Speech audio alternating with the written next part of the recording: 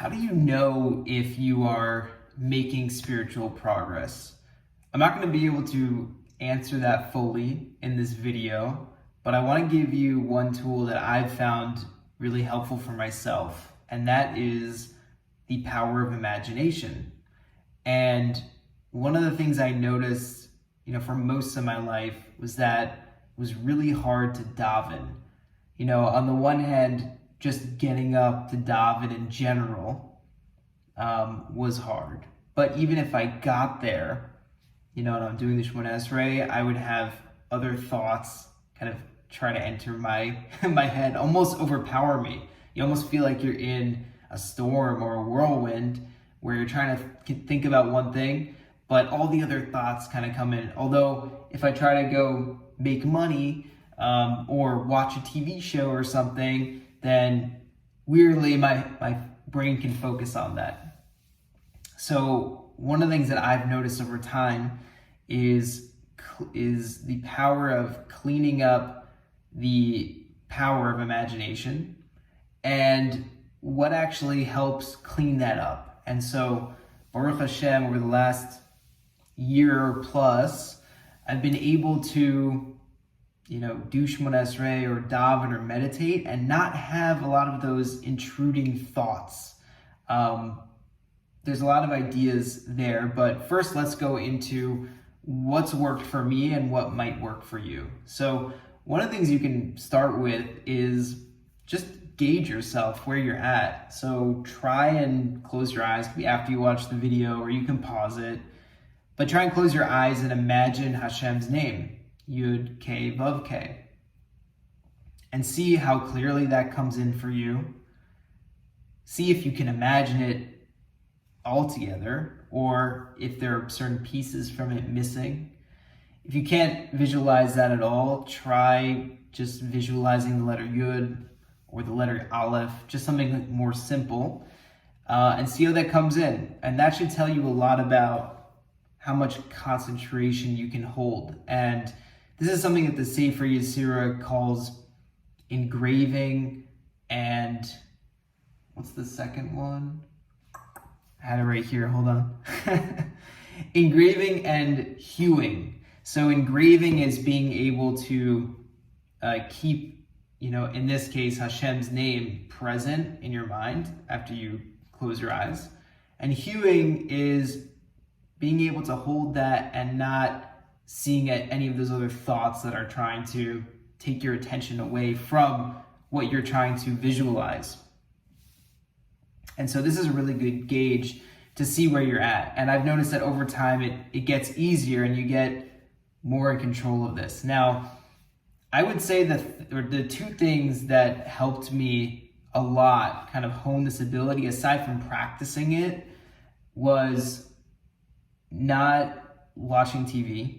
So at a certain point, I started learning more Likutei Moharan, and I just started having these epiphanies that I couldn't watch TV.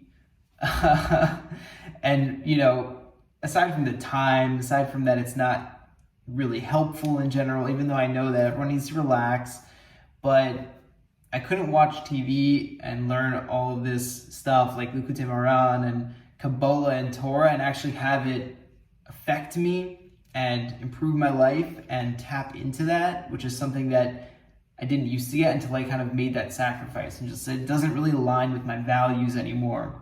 So giving up TV, and with that giving up a lot of other external content, whether it's on the phone or whatever, other entertainment, really allowed me to tap into Torah and actually know why certain people are so energized by Torah. But it also cleared up my memory and the power of imagination. So that was one thing, giving up TV and not putting all of those things in my head. So just really watching my information diet helped me hone this ability. And the other thing was Shmiras Einayim, which is really related to that first thing, but guarding my eyes wherever I go. So, not looking at certain things, whether it's on YouTube or out on the street, just like really guarding my eyes, where I'm just like, I'm completely focused on what I need to do. But just guarding my eyes. I don't really have to elaborate further than that. I think everyone knows what it means to guard their eyes. And, really making an effort in that realm also cleared up my ability to visualize, as well as hold, Hashem's name in my mind when I'm davening. And now it's getting to the point, Baruch Hashem, where I can hold thoughts, which is really hard, or what I thought it was really hard before. And also it really, like, the words of the Torah are alive. I can close my eyes for a paragraph of the Shema or Shemona Esrei, and literally I can see all the words in my mind. So some people are going to be better at this out the gate.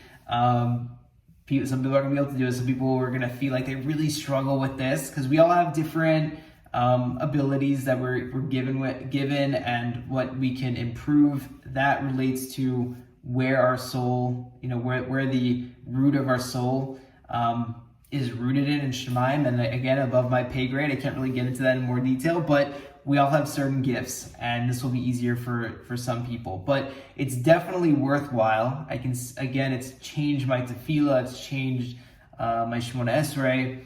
And so that's one tool that you can kind of use to gauge where you're at. See what you can visualize, and then try doing those other things like Shmiras Einayim, giving up TV, giving up some of the other content out there, and you'll see that you really will start to tap into the energy of the Torah and the energy of the letters, which are the building blocks of creation. Hashem spoke and the world came into being, and you're going to be tapping into that creative potential, creative force, creative energy whenever you daven. So I still feel like I'm at the beginning of this journey, and I hope to share more on this channel about what I'm learning, what's working for me, and I hope that you can also add to the conversation, share your experiences with these tools, and I'm looking forward to learning from you as much as I hope to share what I'm learning as well. Hope you enjoyed that, and God willing, you will enjoy the next video, and we'll do that soon. See ya.